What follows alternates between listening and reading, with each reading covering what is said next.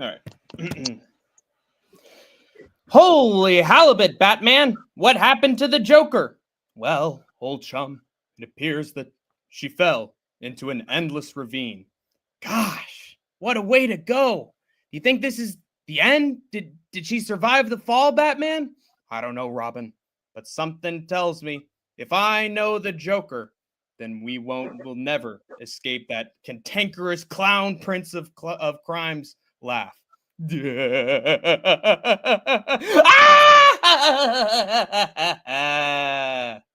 Troopers and grinders, welcome to Hank the Tank and the Idaho Skatesman's recap of, honestly, one of the best cards of the entire year from the UFC. And I don't say that lightly, troopers and grinders. Actually, you know what? I say it lightly all the time, but I truly mean it this time around because I stayed up all night.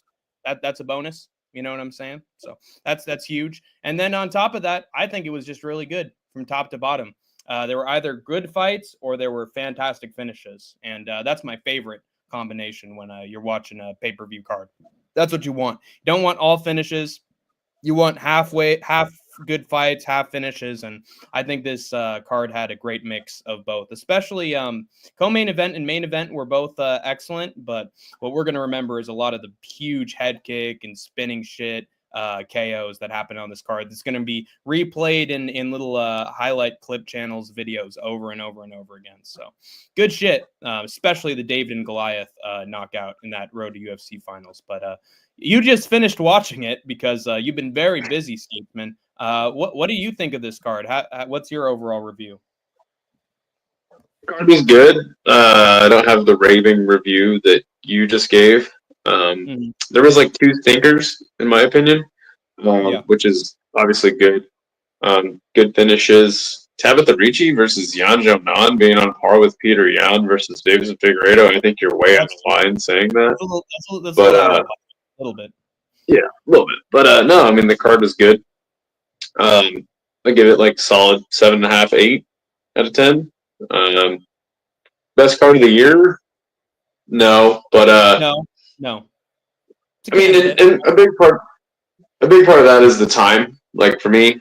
But no, I mean the card was fine, and also like I didn't watch. So I've gotten up really late to watch a couple of UFC cards, and the first one I did it for was Chen Sung Jung versus Frankie Edgar, and I only watched the main event, right?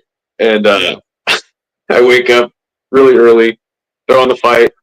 Chen Sung Jung finishes Frankie Edgar like that. I go back to sleep. I'm like, perfect, you know. So I tried to do that with this card. I watched Carlos Ulberg in the main event, and yeah, they just kind of dragged on. I didn't really get to watch them because I was falling asleep. So right, yeah.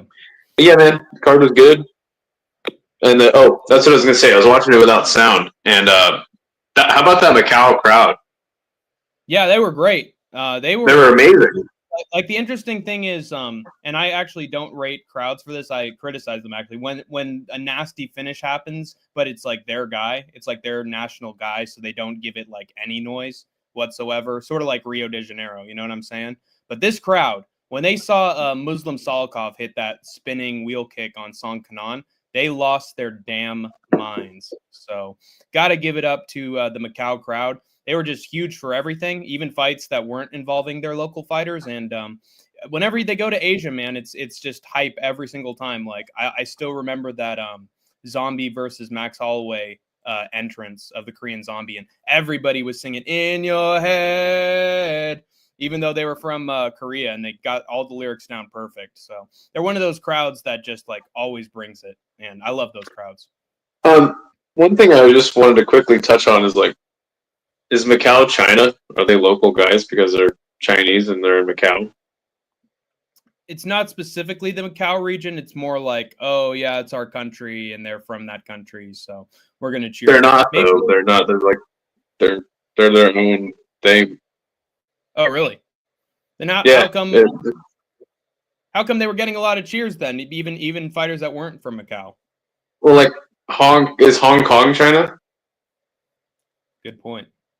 So if you think Hong Kong is China, then Macau is China. But Hong Kong and Macau are like special governed districts. They're not even really part of China. I see. So Macau's a sort of a separate entity from China. Yeah, like, and there's like a deal in place to like stop their special zone by like 2049.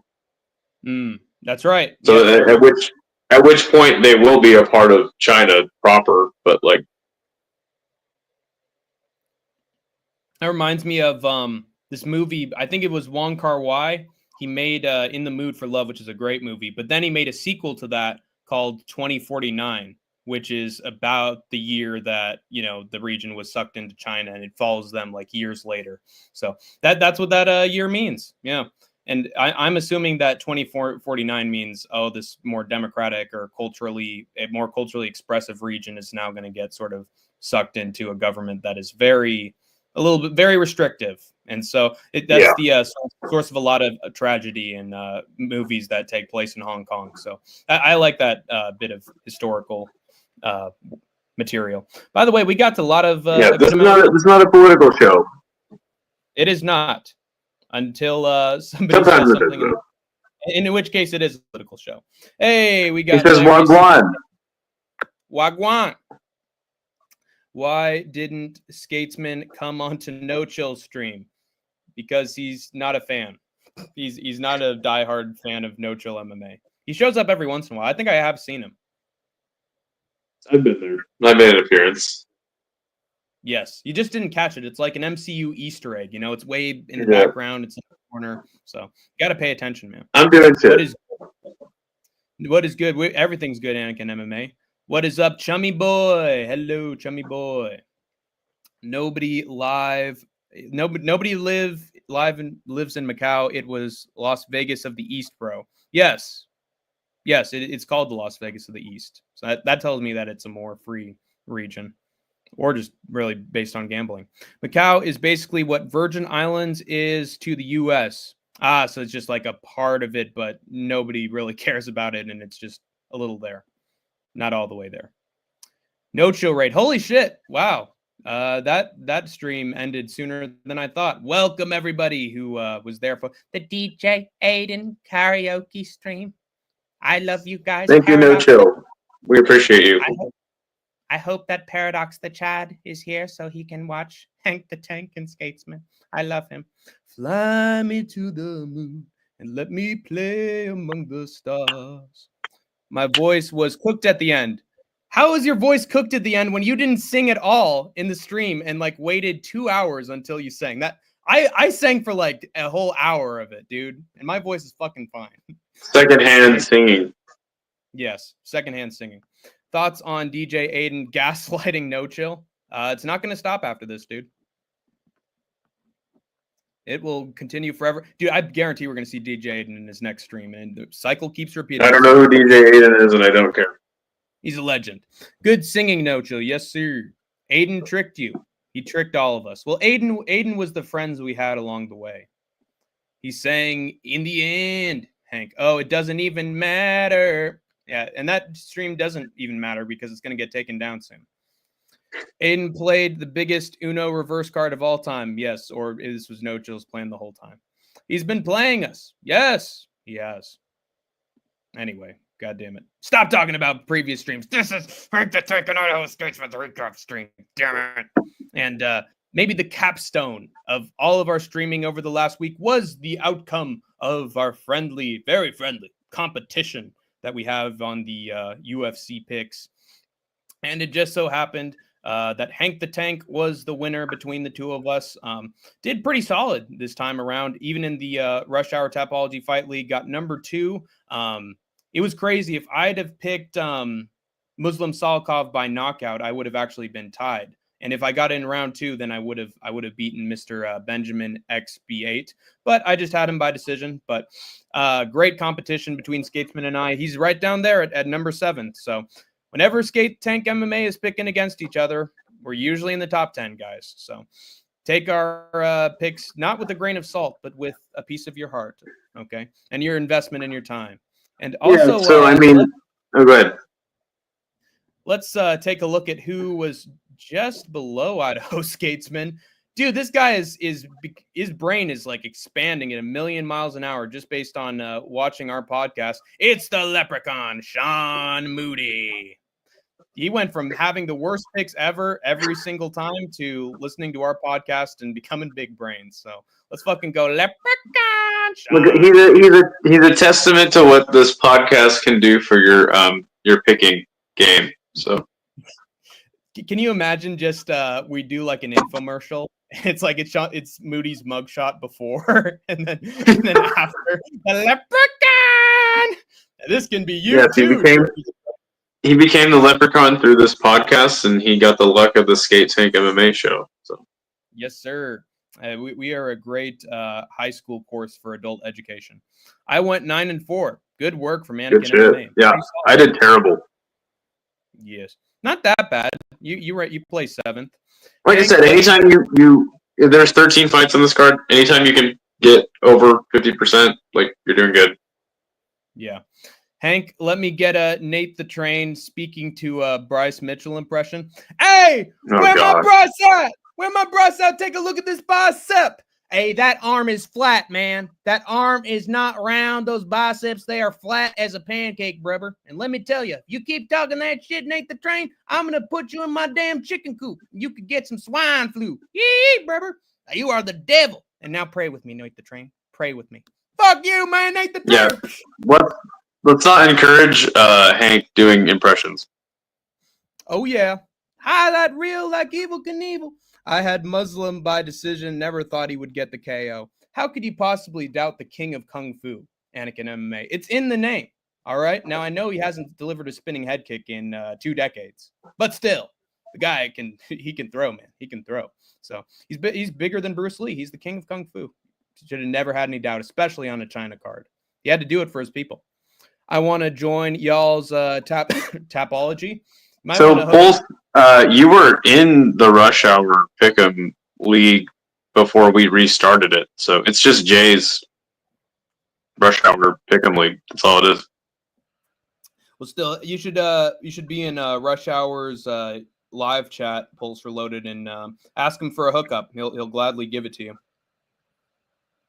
Sniff, you got to use discernment. 100%. When you're making picks, discernment is important. Yeah, whatever that means, said Rickus Duplessis. Pulse Reloaded says, okay. Yeah, but great work from Sean Moody, Hank the Tank, and Idaho Skatesman, the Triangle of Hell. That is what they're going to call it. Yes. So it brings us now to 15, 10, and 1 on the year. Hank's going to lose. He's going to lose. It's going to happen. So the bet was if I lose, I was going to watch WWE. Oh, look, it's just me. If I lose, he's going to watch. I was going to watch WWE on Hank's Accord. And what the fuck happened to him? Did he just cut out? Hello? Okay. Yeah, you switched it up. Oh, sorry. But if Hank loses, we were trying to figure out what he did it again. Technical difficulties. We need a producer. So if he loses, we're trying to figure out like what he should do, and I think that Big Red came up with the perfect idea. Hank has to eat a ghost pepper on the stream, and we're just gonna sit here and laugh at him while he dies of too much heat from a pepper. So stay tuned for that. That's gonna go down after the year's over. Yeah. And I'm going to take it one little bite at a time. We're going to have a 4-hour stream of nonstop Hank suffering. You want to talk about crash outs? That is the ultimate fucking crash out, okay? And I'm lactose intolerant. I'm lactose intolerant. I can't drink any milk, you guys. Help me. No, I can't drink milk, thank God. Dude, if you tell me no milk, you're actually going to fucking kill me if you say no milk. I need fucking milk, okay? Oh, no. You can have whatever you want. All right, good. I need you to have like a smorgasbord of like different remedies to cure the hotness. It'd be like an episode of Hot Ones. Yes, exactly. Including what was that Gordon Ramsay had after he was on Hot Ones? It was like some fucking lime juice, and he's like just in it over and over again. It's like, oh shit, my asshole's gonna blow. You fucking muppet. So that'll be that's gonna be Hank the Tank in a. It'll be awesome. Stay tuned for that, guys. But yeah, that is happening. It's already over. Idaho Skatesman has won. Now, whatever Hank the Tank wins is going to be petty victories in the upcoming cards. and we don't have a competition next weekend because there's going to be no UFC on. There's only going to be two left. Yeah, which is good for me because I got shit going on. Hold on, I got to try to find my locks and underdogs. Oh, perfect. Give me 1 second, guys. Technical difficulties. Hank no longer in college, but still getting hazed. Yeah, like it's his choice though, which is weird. Short story for Macau that where they unloaded their opium on the British, smuggled it from HK, and let the local distribute it later and become Portuguese colonies to get a head start. There you go. History lesson from our South Asian friend, Chummy Boy. We got PFL next week, which is good at least since there's no UFC. Yeah, PFL actually has been okay this year too, that's what we need. Combat sports. Ain't got nothing. There's AJ with his classic introduction line. Good to see you, AJ. Hey. Good shit. But I'm here. Am I here? What was that? Can everybody hear me? Yeah, you're good. Your internet's cutting out, but it's fine. All right. Let's I know. Let's take a look at Hank's locks and underdogs for Aries FC. Oh yeah. There you go. It's a long part of the show. Can everybody see? Yes, very, very long. And first underdog that I had was a man by the name of Getan Danbo, who I picked against. I faded against this other guy in Aries. He proceeded to knock the guy the fuck out, which did not help. Because all of you matters. Yes, sir. And I picked Getan Dambo to win because he impressed me as an underdog. And next thing you know, this guy Wissame Akmouche just chokes him out in round 2. Easy shit. Didn't have to do anything on the feet because Dambo has good technique on the feet, and then he has absolutely nothing on the ground. So should have known that, but Akmouche gets the very quick submission, and Hank the Tank looks like a fool once again. I'm gonna fucking crash out, goddammit. Then my big lock for the card was a man by the name of Virgil Ogden, the current Aries middleweight champion, taking on a man by the name of Moacir Roca. I'm going to assume he's Brazilian. I don't think he's Brazilian. He's from somewhere else in Eastern Europe. Whatever. I'll go with it. He looked like a Brazilian. Somewhere else in Eastern Europe other than Brazil? It speaks Portuguese. But Moacir Roca lost easy peasy to Virgil Ogden, who just dominating on the ground. Another fucking dominator on the ground. I hate it. But Hank the Tank did get one thing right, and that is that Ogden got a submission. Not in round 2, but in round 3. So bravo, and still AFC middleweight champion, whoever the fuck this schmuck is, who will never be in the UFC. So hooray! Smith has a very important question. He says, you think just flexing all day as hard as you can is a good workout? Yes. Just ask superstar Billy Graham. He will tell you that flexing alone, just like Arnold Schwarzenegger, it makes you Mr. Universe. So never give it up and never let it down. Never let it run around and desert you. Then we had an absolute shit show, Troopers and Grinders. And I know what you're thinking.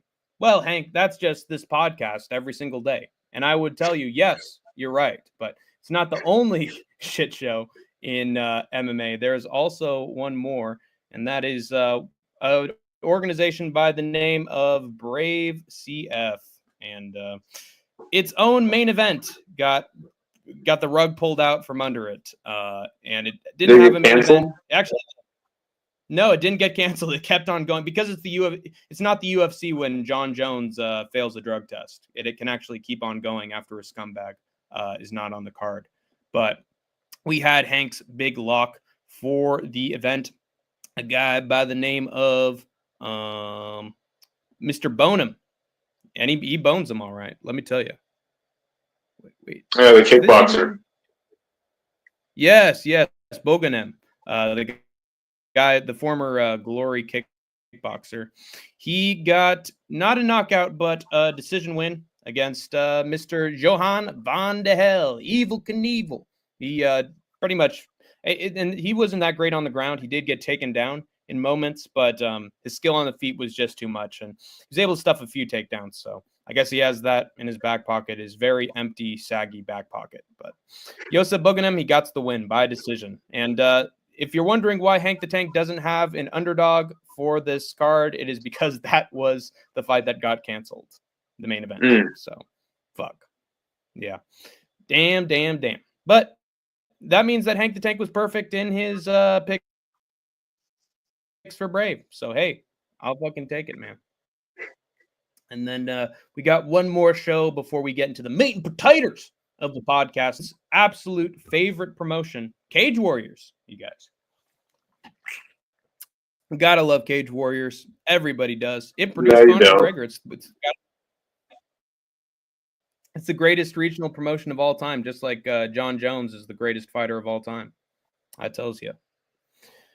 There were some mixed results for this show. It was a very entertaining card. Honestly, like the main card was pretty rotten. There were a lot of decisions that were just based off of grappling. The virus of boring fights on the main card is everywhere, you guys. It's not just in the UFC. But overall, I think it's definitely better than Cage Warriors San Diego shows. That's the absolute pits. So as long as Cage Warriors is above San Diego, it's usually pretty good. But there was a main event on this card taking place between Harry Potter Hardwick and or Houdini, depending on which magic you enjoy more, the books or the stunts. And then a man by the name of Kewini Lopez, also known as Jacare Souza. I thought that Jacare was going to have the power. Not Jacare, bro. For long enough to chin Harry Hardwick. And gosh, Hank's internet is just terrible today. Cold. What happened? Because from what I'd heard, Harry. Yes, Jacare. But Harry Hardwick, he's tough as nails, man. And I streamed with no chill with karaoke for fucking 3 hours, and it overheated my man. Harry Hardwick always does. And Kewini Lopez just gassed out really badly. Somehow he survived for most of this absolute shit show, much like our stream again. And he just got taken down by Harry Hardwick. Beaten up, reverse position. Harry Hardwick with just big 1-2s and eventually hit him with a huge body shot that crumpled him. He didn't fight back at all, and the referee stopped it. So good shit from Harry Hardwick. He might be a better brother than George Hardwick. Maybe, just maybe. The Hardwick brothers are still on top, and I will never doubt a champion in a Cage Warriors main event ever again. Trust. So there we go. That was Hank the Tank's locks and underdogs for the whole skaboodle. And I mean, the only promotion that I did perfect in was Brave, and it didn't even have its underdog fight. So my underdogs are doing fucking shit.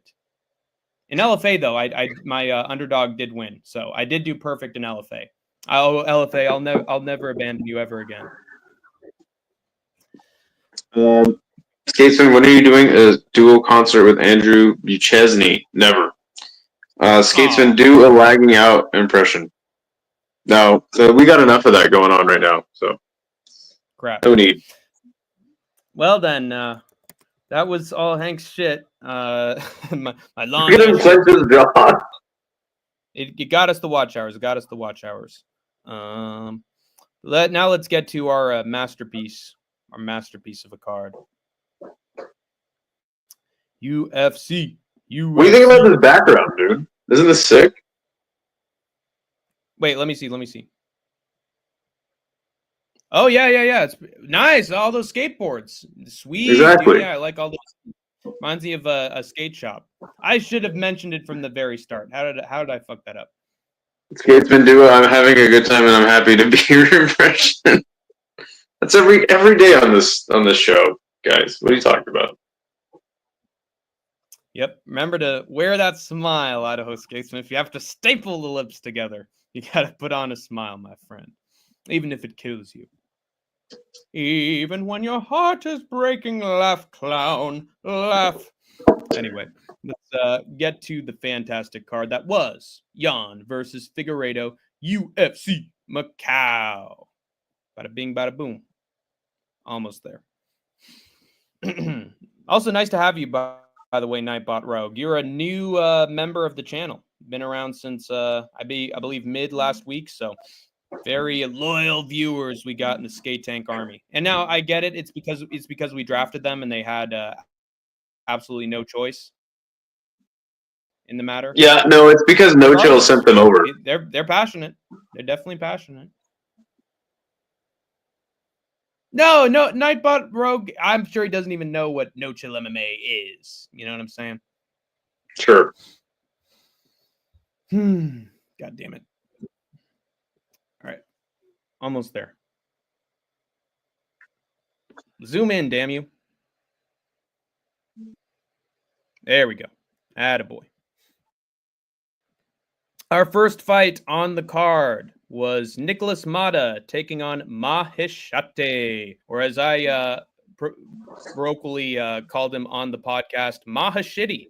And he looked like it in this fight, Idaho Skatesman. What do you think of this?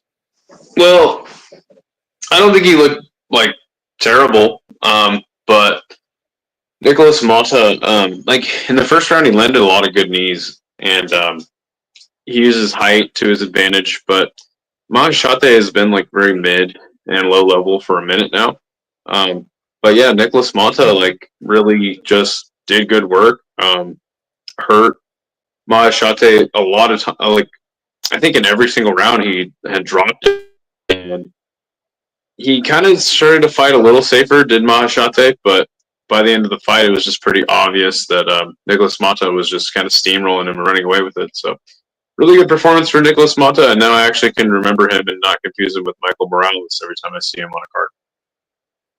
Yeah, because Nicholas Mata doesn't know how to do a reverse elbow like Miles Morales in Spider-Man 2 does. Yeah, I really like the performance of Nicholas Mata here. I think the big question that a lot of people were asking going into this fight was whether or not Mata was going to be able to withstand 3 rounds, given that he's sort of a one-hitter quitter, and there have been times that he's tried to get the knockout, failed, and then gotten knocked out himself by his opponents. And there were times where Maheshate was cracking him with a few shots, so Mata wasn't always safe in this fight. But I think he was able to rock Maheshate in basically every round of this fight. There was one moment in round 2 where I think he just was falling over. So Nicholas Mata, he's more than just a single round power puncher. The guy can actually go over 3 rounds and not get tired. So that's what he answered everybody's doubts. And good for Nicholas Mata, man. Idaho Skatesman and Hank the Tank both got it right, but Skatesman got him by decision. So that was a W for the Skatesman.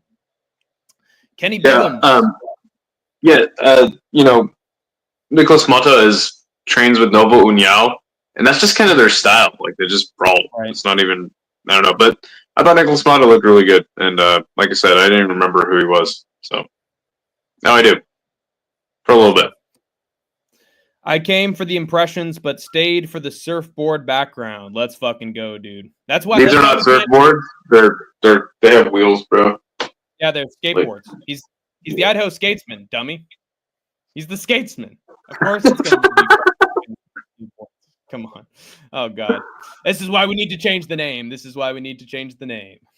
Who would you rather see in the UFC women's division between Harmony Grow and Harmon Good? What? I don't know what he's talking about. Yeah. Too much time spent in No Chill streams. And my coochie hair's way overgrown. We've all been there, my friend. I told Benoit and Woody Jan would win 50-45. Yes, sir. I wonder if there's a prop you can get on whether something will be a 50-45 decision. You'd probably make a lot of money. Benoit, get a new mic, man. I think he's referring to Idaho Skatesman here. Yeah. So obviously, right now I'm in Austin, Texas, and I don't have my normal setup. So um, I have a mic just at home. So I'll be there soon enough. Don't worry about it, buddy. Yes, sir. This isn't Surf Tank MMA. No, that's the other channel. That's the other That's channel. Which that's you should go that's subscribe two to. that's 2 doors down.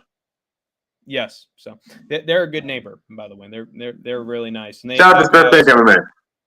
they talk about World War II when the U.S. invaded Japan. There was some surfing and there was some war, so there's a reason why that happened. Bro got tricket. Yes, sir. Shit, says Nightbot Rogue. It's hard to know the context for these sometimes. Benoit Saint-Denis. Yes, sir. You'll be back, Benoit. You'll be back. I know that Moicano put a beating on you in round 1, but you survived round 2, and you won round 2, man. Don't give up hope.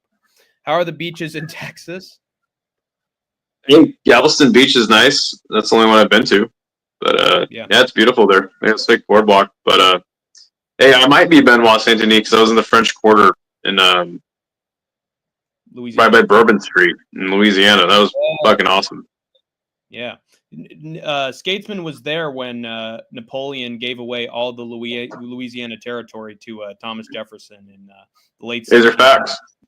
It's very true. I like the beaches and I like the dunes in Texas as well. They're pretty nice. No worries, Benoit. we found a new name for the Idaho Skatesman. He can finally say his real name. We all know. Benoit. No, I mean Wick. I think Wick MMA has been calling me Benoit Saint Denis for a minute now. Yes, and you know the nickname stuck. Benoit Saint Denis will be back strong for sure. I was at home. I was at home watching the TV. Where were you, man? On January 6th, right. I wasn't at the Capitol building. Nice. Gotcha. So he asks, how are the bitches in Texas? Let me tell you. I can answer this. Houston and Dallas don't have the good ones, but if you go to Austin, where I am now, it's pretty women everywhere, man. University of Texas is here. Hook 'em horns.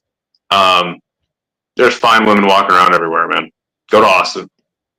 Pretty women, don't you walk on by, pretty women. They're everywhere. Like the stream, by the way, guys. 19 people in the chat. Let's all like the stream and get some more of your beautiful faces in here. That's how you know I'm an OG, Benoit. Yes, sir. Been around since French Revolution. Harmony Grow is one of the greatest fighters. Most def. How were the dudes, Hank? They were pretty good, man. They were nice, especially the ones on Figueroa Street. I like the dudes. I have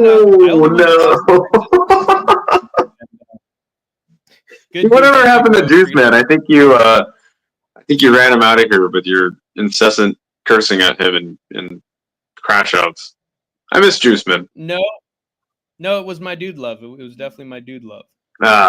I just threw punches in the mirror for like a long time. Yeah, because of Hank the Tanks. Dude, Snit's trying to get fit. Credit to him. Yeah, I help all the homeless people. What state has the most Asians? I mean, probably California or Washington. There's a lot of. Dude, when I went to Haystack Rock on the Oregon coast, there's nothing but Asians. Yeah. And also, apparently in Vermont as well, there's a certain Asian by the name of No Chill MMA. He's a Korean immigrant. Oh, so big. He doesn't live in Vermont. Dude, he's just No Chill is just like a myriad of just misinformation.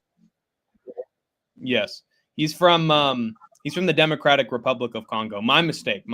He's a Congo man. But, we had like a whole birthday stream, and it wasn't even his birthday. Wow, that's fucking disgusting, man. We then, wow, I feel hoodwinked. I'm sorry I went on there for 3 hours. We then had our second fight, Long Zhao, dude. Where has this guy been all of my life? Against Kwang Lei in an absolute thriller of a fight, just back and forth slugfest war, and Zhao got the better of it with an insane knockout. So what did you think as you were watching this one live? I didn't think this was a thriller or that back and forth. I thought Long Zhao was basically in control of the fight most of the time. Kwang Lee had some good moments, but I don't know. It just seemed like Mr. Zhao was staying longer and more technical throughout the fight, controlling the distance. And yeah, I mean, he got that right hook, and it was a nice finish. I'm just glad that we got finishes in these stupid tournament finals. Was this even one of them? No, it wasn't. But Long Zhao, Oh. he did fight Chung Ho Lee in a final at UFC 299. So he is a Road to the UFC alumnum.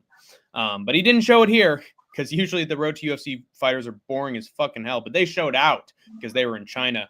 And Long Zhao, I love how he was always pointing down to the canvas. Come on, let's fucking swing, dude.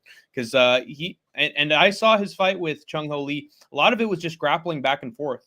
Hardly any striking. And so I just assumed that Zhao was going to make this a grappling contest against Kwang Lei, trying to find the finish. Boy, was I freaking wrong, dude. It turned out that Long Zhao was the bigger dog in the striking than even Kwang Bang Lei, because he was just piecing him up, controlling the distance, as Idaho Skatesman said, keeping it technical, and basically controlling the fight for almost all of it, going into that big right hand that put Lei out.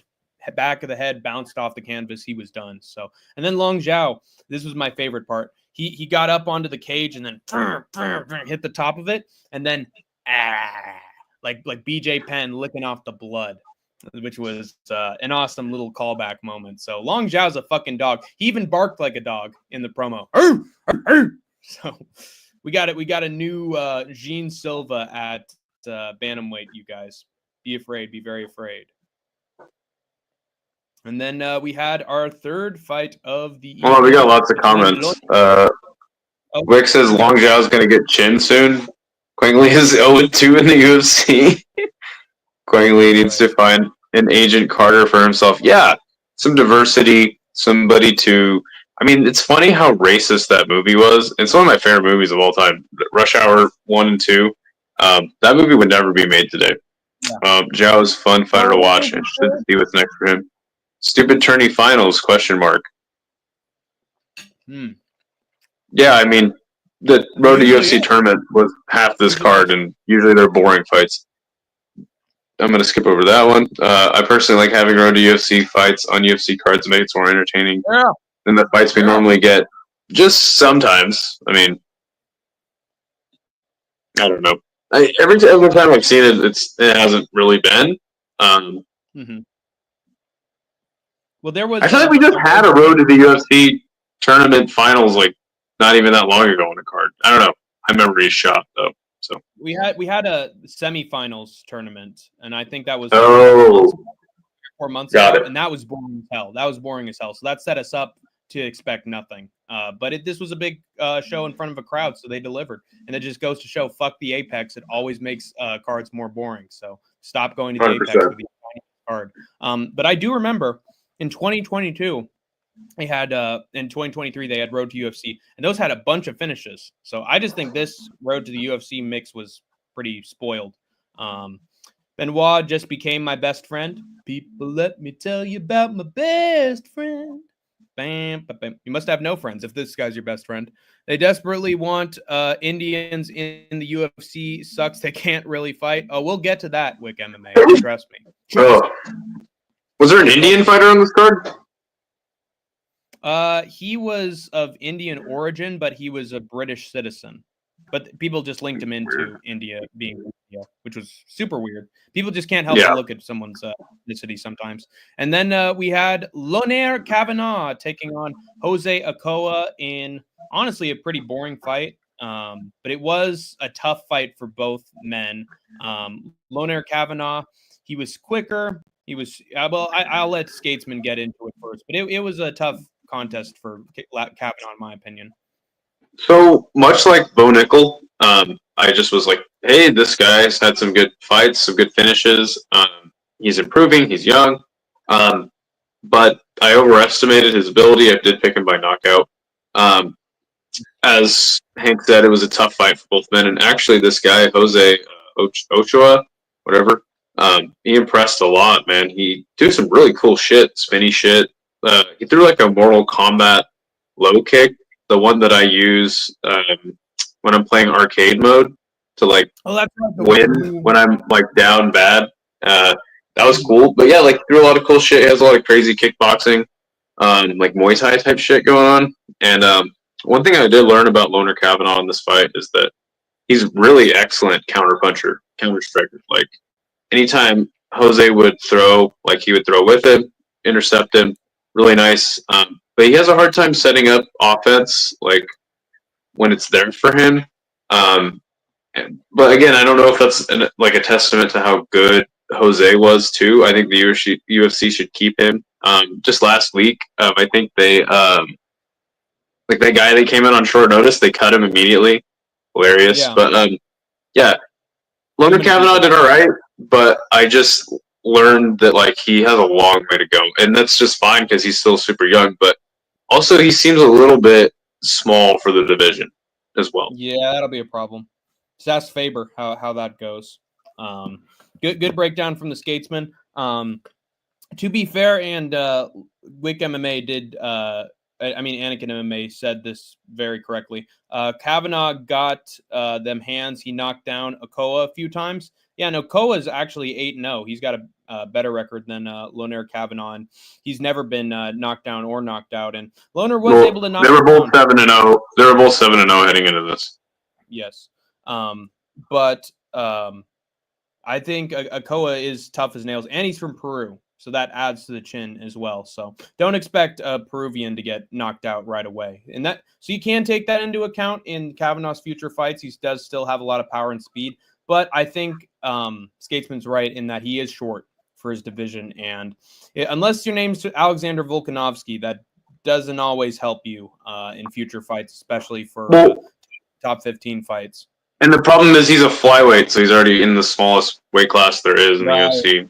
Yeah, so he's sort of in the Joshua Van kind of category of somebody can hit me with an uppercut and put me out cold if I'm not at my best right now. But Kavanaugh, I think, still did considerably well, given that Okoa wasn't going down. There were moments from Okoa here where, like, just the way that he dance a little, ooh, and just push himself forward and big like front kicks over and over again, sort of reminded me of like the kind of capoeira style of and Muay Thai style of Anderson Silva a little bit. Just how he just showboat a lot and just really try to make it like a little dance, and it helped him. Like there was, I think it was like first round. I actually thought it went to Okoa. Actually, no. No, it's the second round that went to Kavanaugh. Second round that went to Okoa. And then I had it 1-1 going into the third. And I think Kavanaugh just barely beat Okoa at the very end. But Kavanaugh, he has power, but I don't think he can outdog certain guys. Like, I think there are guys that are going to figure out his style and sort of bully him a little bit in there. But I still think Kavanaugh is going to crack and get some good highlight reel finishes before he eventually gets tested for the last time. Yeah, like I said, he's still really young, too. Let's not forget that. Yeah. So there's always room to improve. Loner is the same guy that we thought he was. It was just Okoa is good, too. Yeah, he's an undefeated prospect as well. Like, I was thinking to myself, dude, this is actually like a really tough first debut fight for Loner Kavanaugh in the UFC. This is not a layup. How the hell did they get this Okoa guy, for this fight anyway? Where did he come from?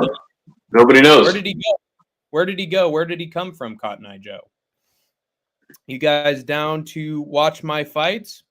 Hey, if you send Hank the Tank link in the comment section below with your fights, I might take a look.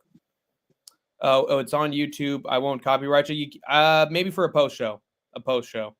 We do post shows on Saturday after we're done with our fight companions, and we can take a look at those on Saturday. How about it? Or Friday, because I'm watching PFL for my fight companion because UFC is not on Saturday. So wait until Friday night, and then we can you can show that. Ochoa hurt Kavanaugh with the body shot and almost subbed him. That's right. He had that crazy moment at the very end of round 2 where he just scrambled, took the back, and like was locking in the choke. So Okoa's tough as a boot, dude. And he's. But young yeah, but I mean, Loner Kavanaugh, like, though he didn't just like immediately get out of it. I mean, he didn't get subbed. I mean, the choke was in for a little bit, and he wasn't able to get it. So. Yeah, like I said, he's got a lot of work to do. Shows the grit of Kavanaugh, though, definitely. They grab people. we don't know and they surprise us.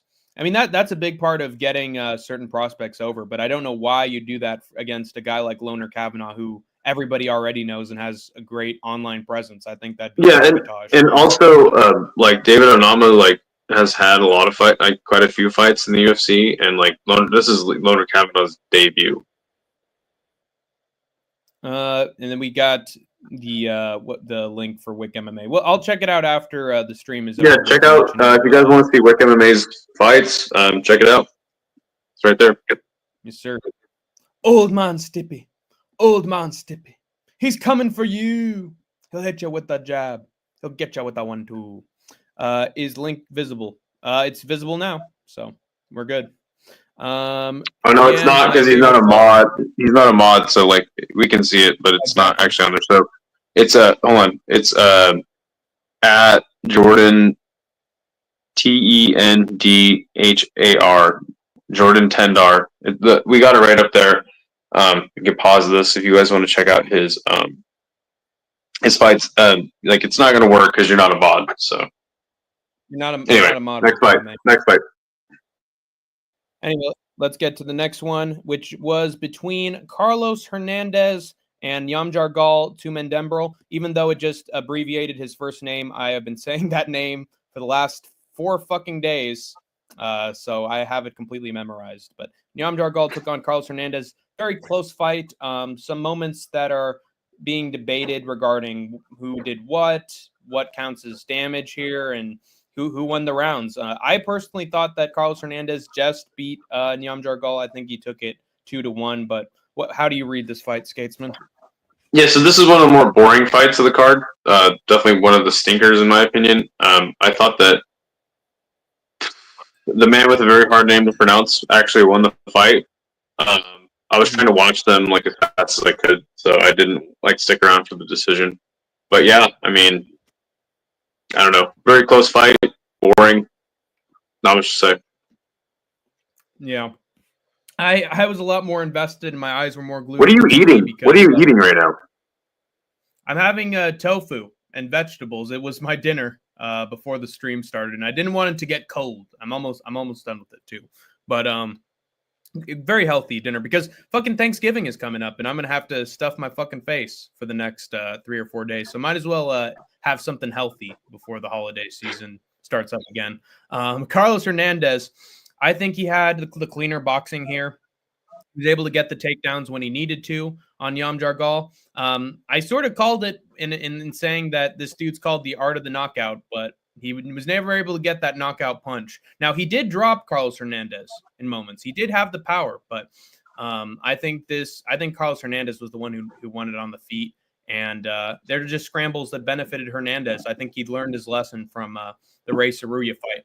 I will say this fight wouldn't be nearly as close or controversial with the decision if Carlos Hernandez hadn't shot that takedown at the very end of round 1 and pressured forward, because then he got thrown off and Yamjar Gal just caught him with the right hook and basically won himself back the round. It almost reminded me of Marlon Vera versus I think it was Rob Font, where Rob Font was just doing good the whole time, just piecing up the other guy. And then Vera would just hit him with one shot and knock him down, and he'd immediately just win himself the round from that. It reminded me of this.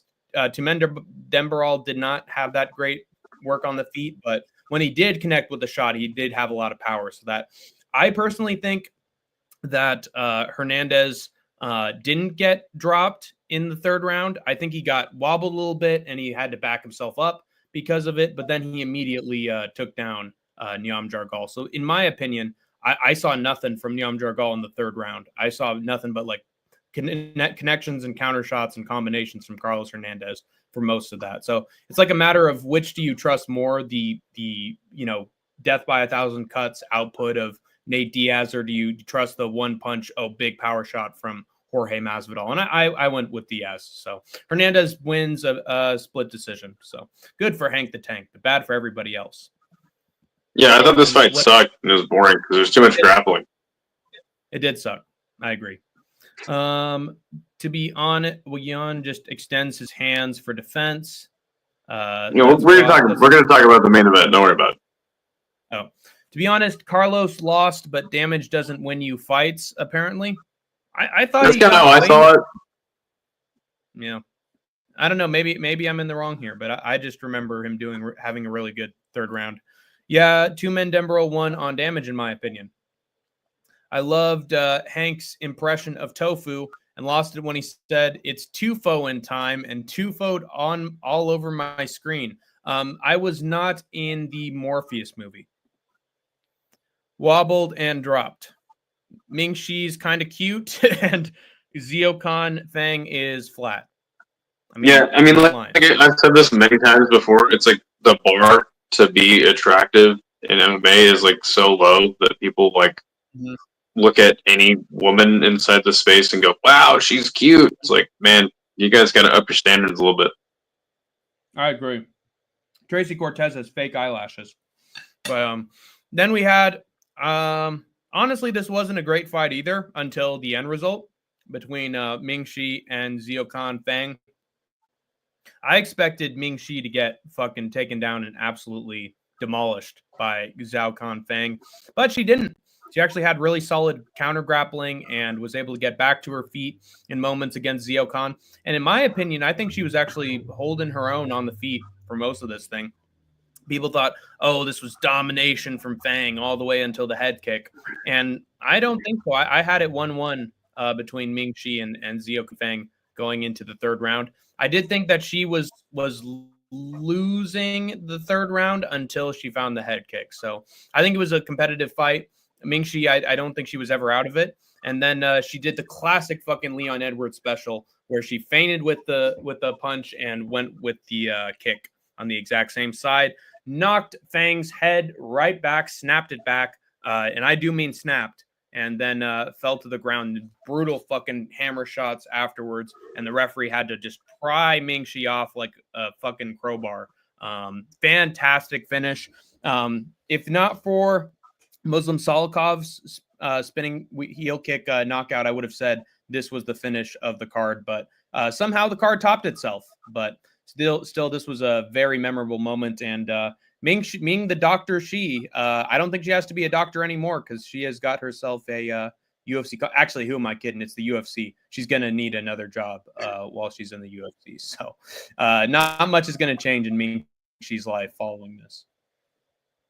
Yeah, I mean, I heard that she, like, her parents don't know she's an MMA fighter, and they think she's just like full-time doctor.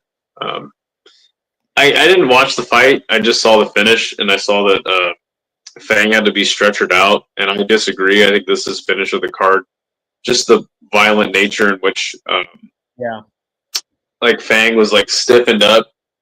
Some brutal shit, man. So sick. Shout out to the little Asian women getting knockouts. Love it. Yes, sir. That's why I love strawweight, dude. Strawweight is still my favorite women's division in the UFC. Flyweight's for better. Reasons like. Well, that's like your opinion, man. But Ming Shi, dude, she is the doctor. She is Doctor Who, and I can't wait to see what she does in the future. Because this really felt like a David versus Goliath kind of thing, especially since Ming Shi is 5'2". She's 5'2", and I think Fang's like what 5'8", like a whole 6-inch disparity between them. And Ming Shi was still able to land a. That's what she said. Yeah, someone who looked like fucking Kareem Abdul-Jabbar in there against her. So absolute brutal stuff. And it took the commentary team like 3 hours to mention that Fang was in good shape and that she was talking and breathing and that the CT scan came in good. So scary fucking stuff from Ming Shi. Let's fucking go. Skates calling him out. Hey, Capitan Refucho. Always good to have Capitan Refucho with us for the Skate Tank MMA podcast.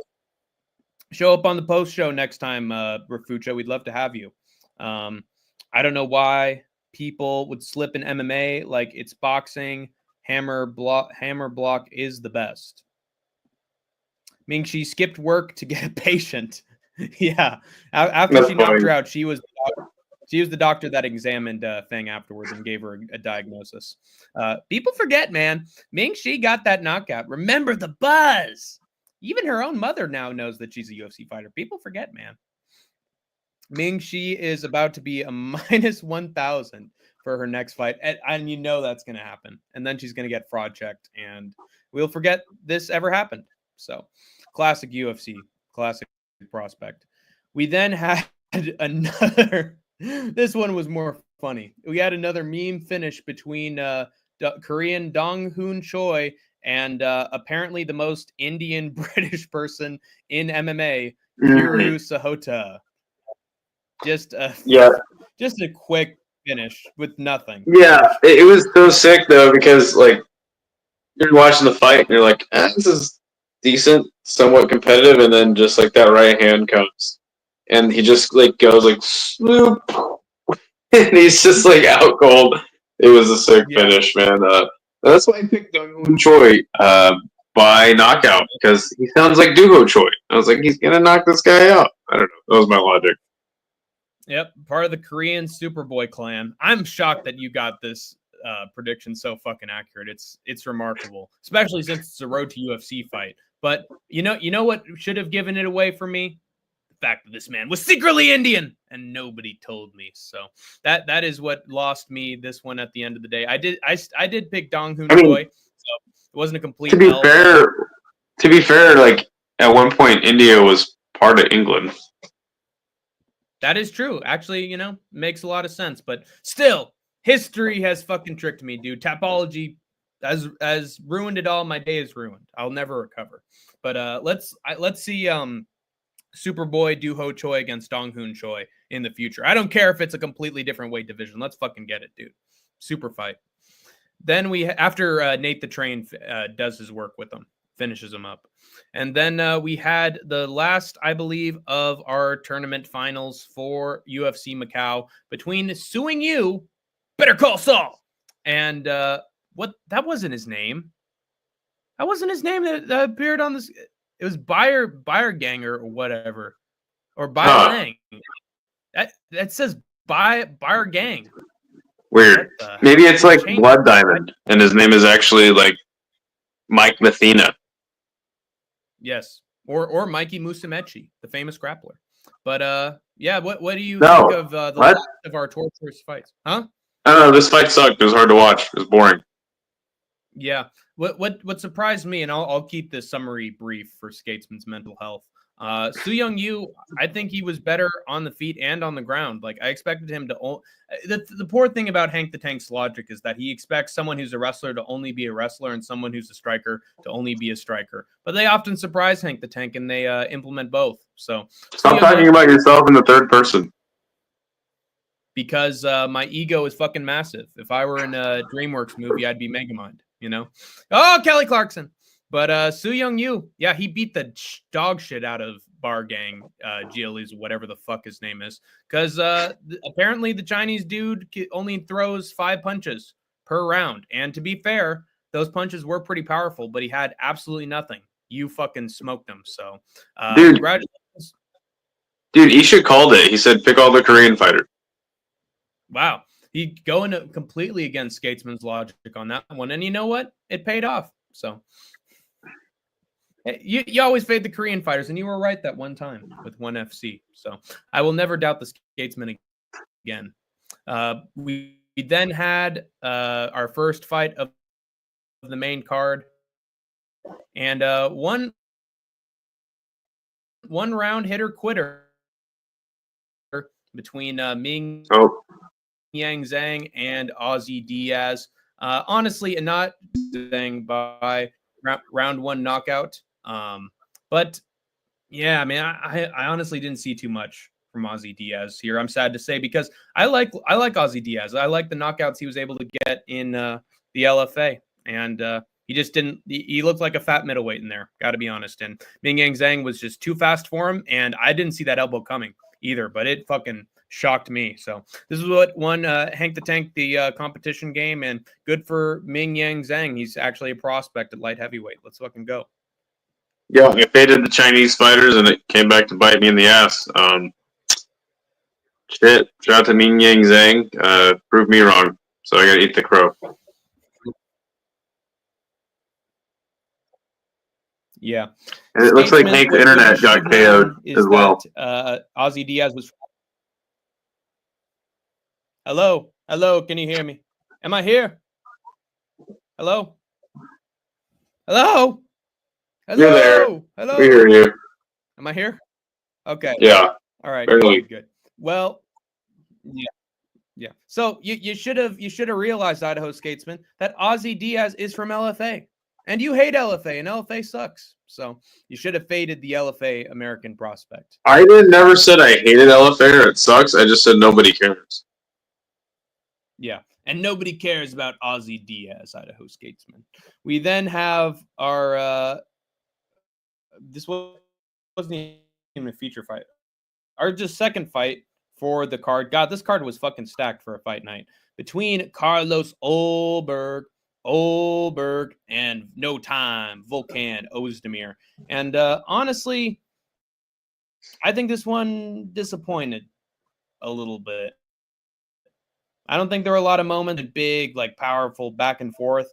If anything, these two were cutting each other open and getting some bloody results. But yeah, Olberg was just too tall, too lanky, too distanced, and just beat up Ozdemir pretty much. There were moments of success from Volkan Ozdemir, and he was able to connect with the combination, especially when Olberg was against the fence. But I'd say for the most part, this was an Olberg sweep for 3 rounds. So, what do you think of this fight that was happening, Skates? Well, I thought it was a I little mean, boring. yeah, it's funny that like people are praising Olberg for this fight. Like I thought that Vulcan gave him a lot of problems, especially pressuring him.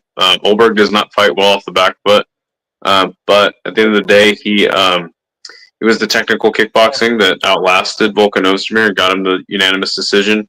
There was never like a time where I thought Olberg really like bit down and really went for it, which was kind of surprising to me. But yeah, I mean that leg kick game, the lead hand game of Olberg, always like pawing. Again, it's like Alex, Izzy, and Olberg like all come from the same camp. They have the same style. So I didn't think this was like the most impressive performance from Olberg. Not only that, like this fight really like showed me that like he's not championship material, and he's 34. I don't know if he'll ever be that dude in light heavyweight. So Yeah. Cool.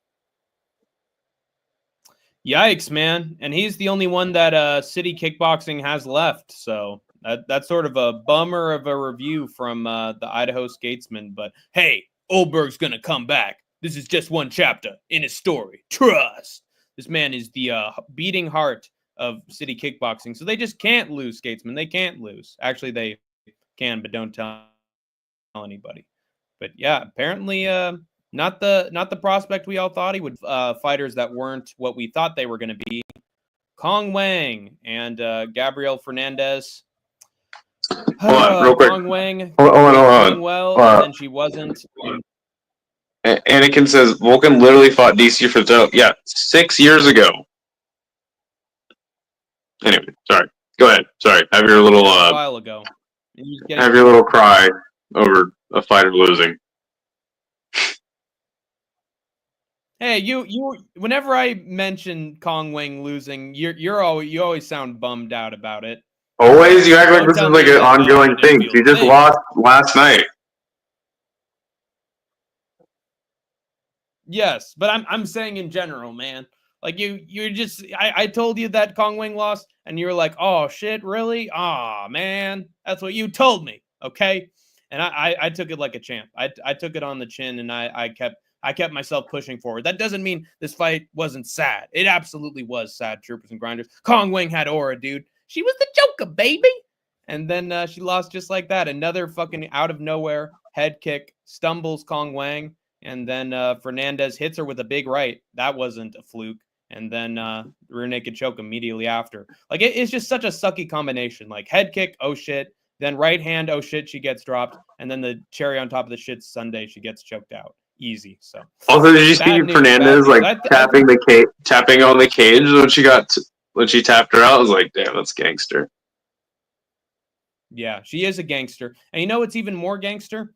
Her sister passed away So dealing with the fucking grief of that, not even really allowed to grieve. And the UFC was like, yeah, we encourage that you just fight anyway. And she won a huge upset, biggest upset on the entire night, and looked like a fucking G. And so now, if anything, one of the fighters whose stock went up the most was Gabrielle Fernandez. And people forget, man, she had a great close fight with this woman who is always in for a fucking scrap. And she had a great fight with her, but she was kicking her ass too. So this isn't just some layup who is now going to lose her next fight. Like she actually does have talent. So look out for Gabriela Fernandez. Yeah, I mean, it just goes to show you, like, the night Riddick Bowe knocked out Mike Tyson, like, his mom had died, like, the week before. Don't take fights with people that their siblings or family members died recently. Like, you're going to lose. Yeah. They're going to fight like a fucking house of fire if it means doing it for their family's legacy. And that's what Fernandez did, dude. Insane work. So I think Kong Wang is still insanely talented. I think she had great pressure in this fight and was looking like she was going to dominate for all 3 rounds. But one thing I will say is she is a little static. She does like sort of have a pose like a kickboxer, and that can hurt her head movement a little bit. And so the one critique is that Kong Wang has to be a little bit more fluid in there. Be like water, Kong Wang. And I think she'll do way better. But this was only her second fight in the UFC, so give her a fucking break.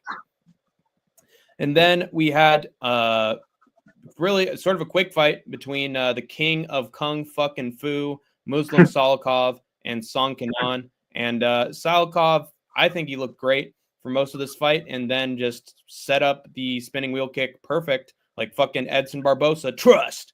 And this was a very deserved moment for Muslim Salikov, in my opinion. After that fight with Santiago Ponzinibbio, I was like, don't count Muslim Salikov out. He still is a threat on the feet, and he showed it. I don't think a lot of people were. I mean, there were some that were like, if you're going to pick Salikov, pick the knockout. And I guess they were right because he got the knockout. Yeah, I mean, I'm not going to like sing Muslims' praises just yet. Like, he is 42 and he is pretty much washed. I mean, he throws a spinning kick literally every single fight, and sometimes it connects, sometimes it doesn't. But I think Song Kenan is just terrible, but regardless, Muslim Salikov getting that finish, good for him. It's always good to see him be able to like just display what he does best, and that's kickbox. I don't know why he's in the UFC, go kickbox, but yeah, no, it was sick. And just to be fair, like I do like watching Muslim Salikov fight. I just can't. I just know that he's just like pretty washed at this point. And again, just because he knocked out Song Kenan in the first round of a fight doesn't mean he's back and he's just like aged, like reversed aging 5 years, 10 years. Mm-hmm. Yeah. Isha was in the chat after this happened, and he was just fucking petty about it and actually had some pissed off energy and was like, hey, everybody who's doubting Muslim Salikov, where are you at now? Where are you at now? Yeah, fuck you, fuck you. And apparently he's a man who doesn't let things go when they are said. I think Skatesman and I both like really faded Muslim Salikov against Santiago Ponzinibbio. And then when he won, Isha was petty about that, and now he's even more petty. So he just will not let go that we faded Muslim Salikov because he's 41 years old and literally lost to a 1-2 from Randy fucking Brown. Sorry, we just see reality for what it is. But anyway, he's a big Muslim Salikov fan, so I don't entirely blame him. His fight, we should skip. People are very upset that Kong Wang lost to Miss Gabriela Fernandez. Gabriela Fernandez is a man. Well, she's Brazilian, so I guess there's the trope. Wang will be back. This is only the beginning. Was going well for her till she got caught. She was classic. She was winning until she was caught. Blah blah blah blah blah. This is Yanism on display. We're going to get to Yanism. We're not at Yanism yet. I'll take the advice, Benoit. This is an interesting comment from Anakin MMA. Salikov called out Wonder Boy for a fight. And if I were Wonder Boy, I'd take that fight. And I would beat Muslim Salikov and then leave the UFC and go to Karate Combat.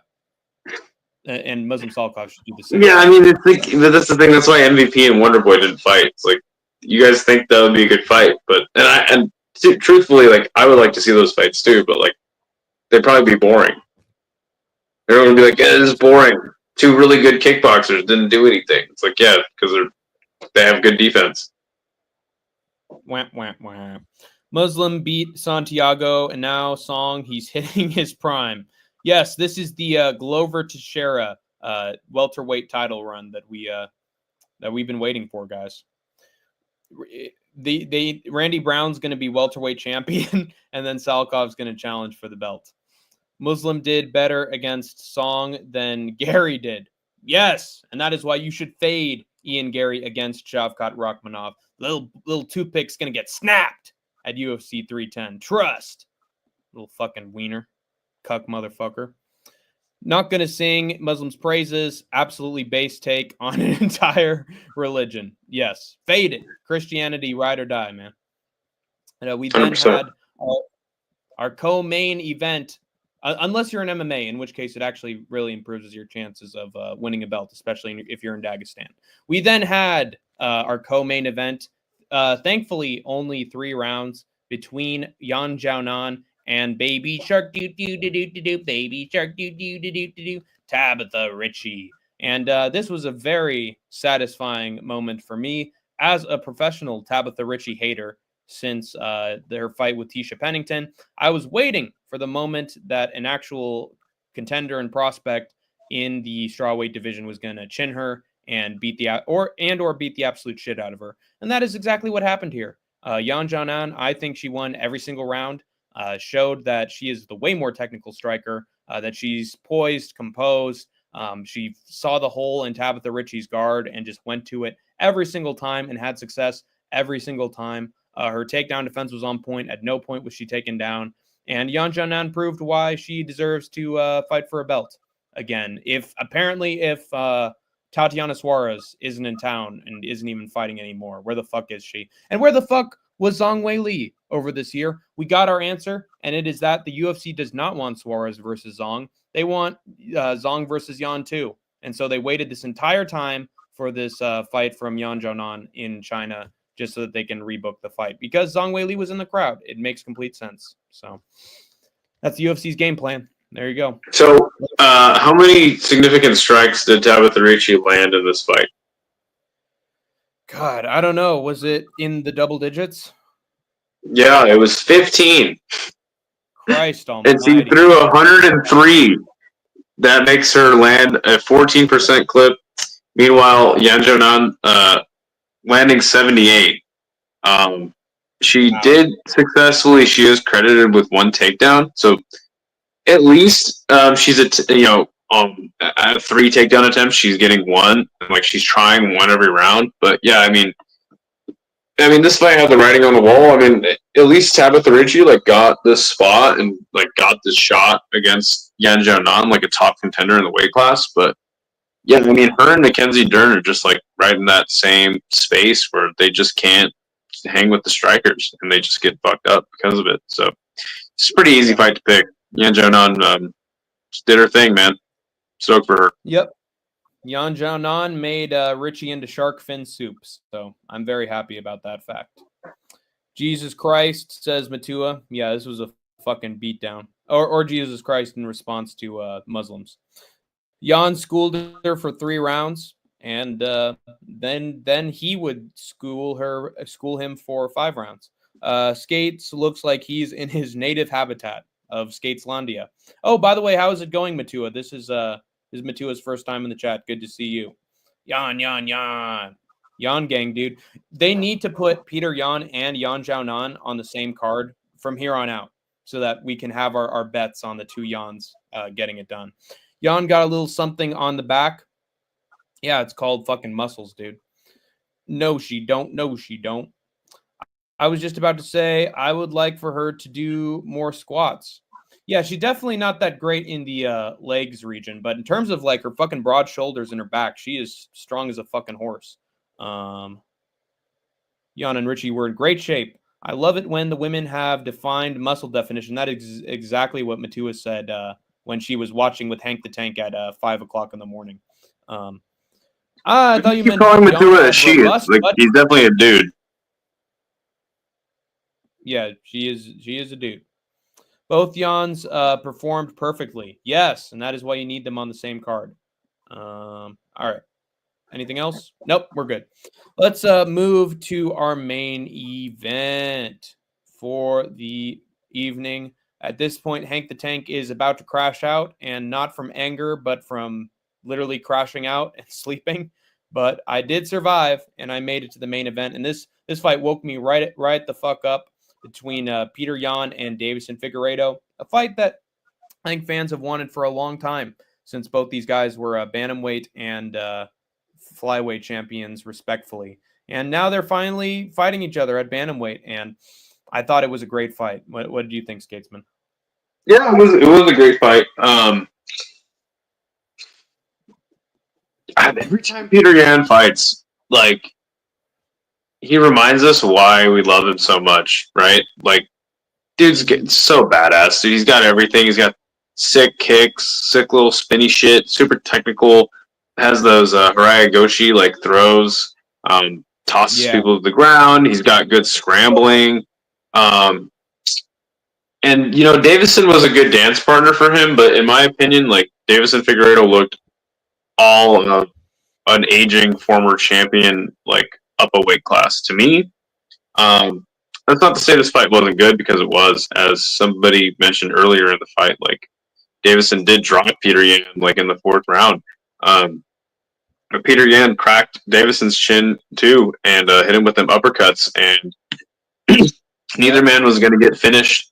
But it was a fun fight, because, like, you still felt like in the fifth round even. And by the way, these guys have incredible cardio, and, like, the pace they put on is insane. But you still felt like in the fifth round somebody could get a finish. You know, that's the fun part about this fight.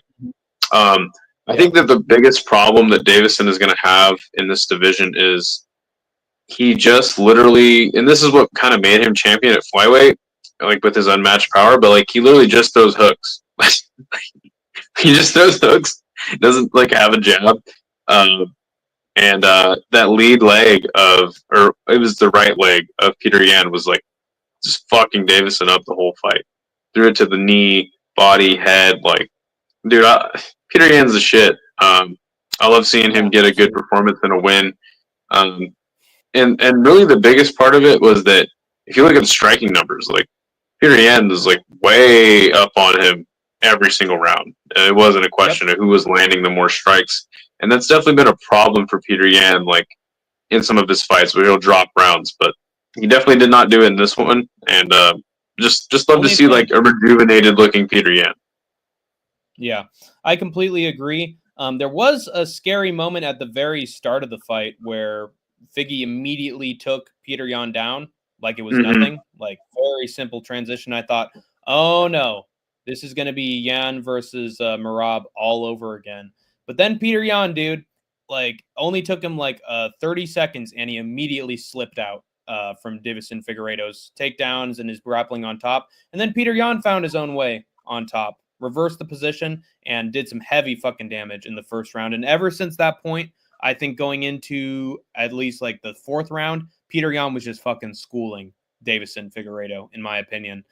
Like Skatesman mentioned, that uppercut was fucking nasty. Whenever Figueiredo was coming in, boom, big uppercut. And that was the time that Yan dropped him. But just with his slick combinations, his body work, his stomps to the leg, those are very effective at neutralizing certain wrestlers grappling, because it makes them not want to shoot the takedowns. It's harder for them to push themselves forward.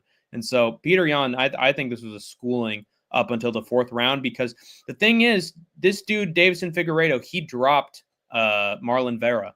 Nobody drops Marlon Vera. And Figgy can crack. He has power in his fist. There's a reason why he knocked down Brandon Moreno a few times in their third fight when he had never knocked him down prior. Like, the dude just can decide to have power in his fist when he wants to. Usually they use certain Joseph Benavidez in their title fight, like, every time he hit him. Also, he did headbutt him a bunch of times. But yeah, I mean, like, at flyweight, Figgy was a monster. And yeah, his power definitely carries up. But again, it's like, I don't know why. Maybe he's not as fast at flyweight, you know, with the 10-pound weight difference. But it's just, like, just throwing hooks is not going to get you past a lot of these high-level bantamweights. Yeah. Don't remind me that Joseph Benavidez got absolutely massacred by Davison Twice. Figueiredo. That's the hard because it's one of the saddest moments in a UFC title fight. Honestly, No, I'm sad because somebody lost the fight. It's not that he just lost. He literally woke up screaming Idaho Skatesman, and Megan O'Leary had to rush in and comfort him. That was just it's. You know what's funny is Curtis Blades, when he got knocked out by Derek Lewis, he woke up screaming as well. The commentary team tried to mask it. It's hilarious. Jesus. This is a very cruel sport, Idaho Skatesman. But yeah, and it was cruel to Davison Figueiredo this time. But to be fair, I think Davison was able to hit Jan with some nasty shots towards the end. So Davison's always in the fight, and I think it was 4-1 or 3-2 for Jan. I'd personally have it 4-1 because I think Jan won that 5th round. But great fight between the two of them. They both jumped onto the cage, put their arms up in victory, as I wanted to see the fight go out, with both men standing tall. And Peter Yan, he got a 50-45, won every single round on the judges' scorecards. Not one judge had a round for for Figueiredo, despite him dropping Yan in the 4th round. I found that a little bit weird. But other than that, I think this fight went off without a hitch. So great main event and a great card, in my opinion. Yeah, but calling Tabitha Ritchie versus Yan Jonan a banger is weird. Yeah, honestly, I don't know what I was even thinking when I was starting the intro. It's hard for me to do improv for this long. Honestly, my brain is starting to melt. So I gotta chill, man. I gotta relax a little bit. Fuck. But let's read some more comments and then give our closing thoughts before. Got no ass, Skatesman. Thoughts? These allegations are false. I deny them, and you'll be hearing from my lawyer in an appeal, like Conor McGregor. Yes, sir. Piotr Yan and Yan Jiaonan and Jesus Christ Almighty, Ronnie Yahya and Mohammed Yahya should be on a card together. In mid 2 is perfect. No. And it would sell 1 million pay-per-view buys too. Figgy is a bantamweight. Yoel Romero. Yeah.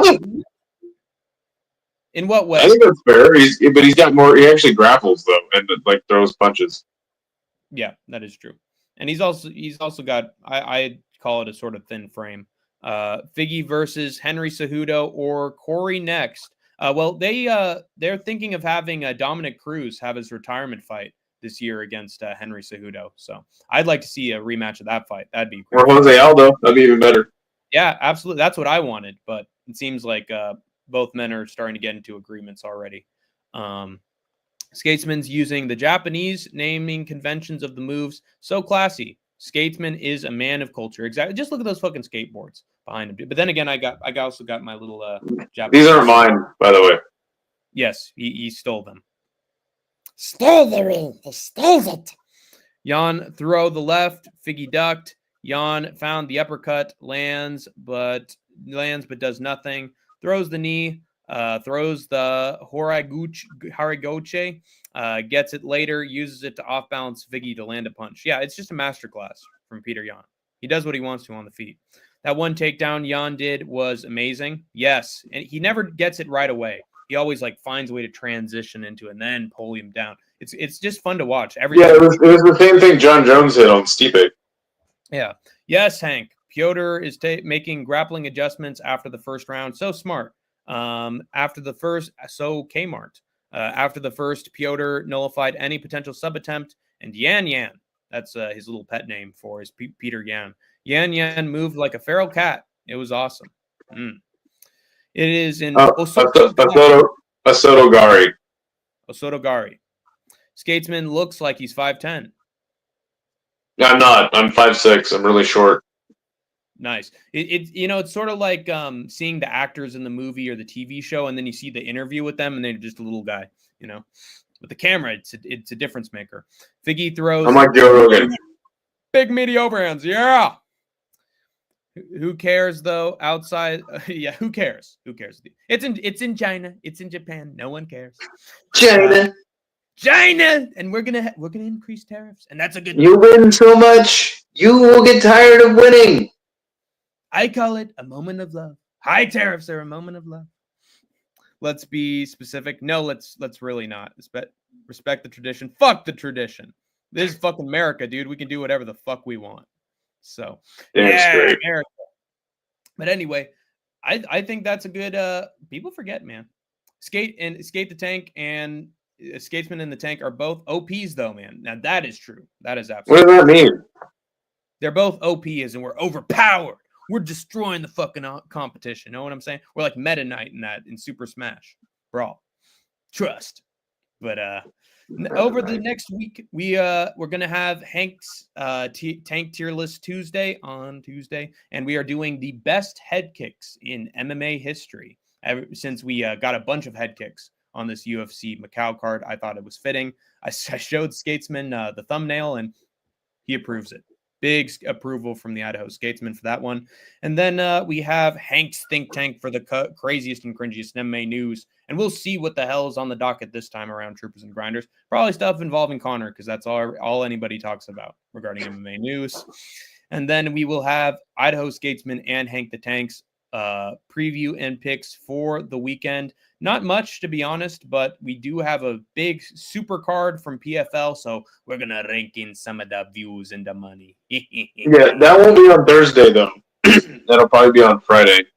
I don't know. I feel like we should Thursday's Thanksgiving, dude.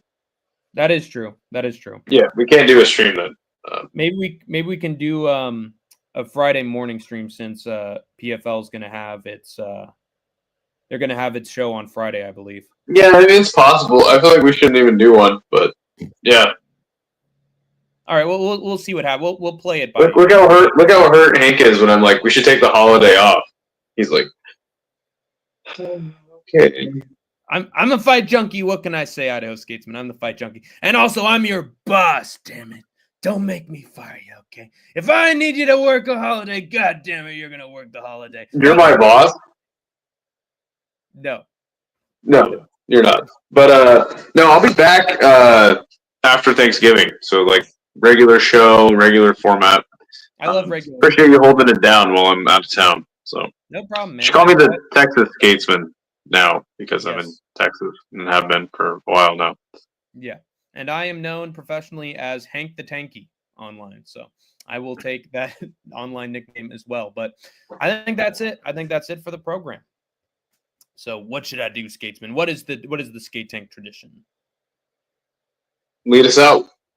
Woo! All right, yes, sir. You have escaped the war zone for now. Just so you know, guys, my client, Idaho T Skatesman, does not, in fact, have a flat ass. He has a lot of musculature in there. It looks like, Dwayne Johnson when he's taking his vitamin supplements. He looks like Vanderlei Silva in a dress. You guys, so he's ripped as hell, man. He's juicing.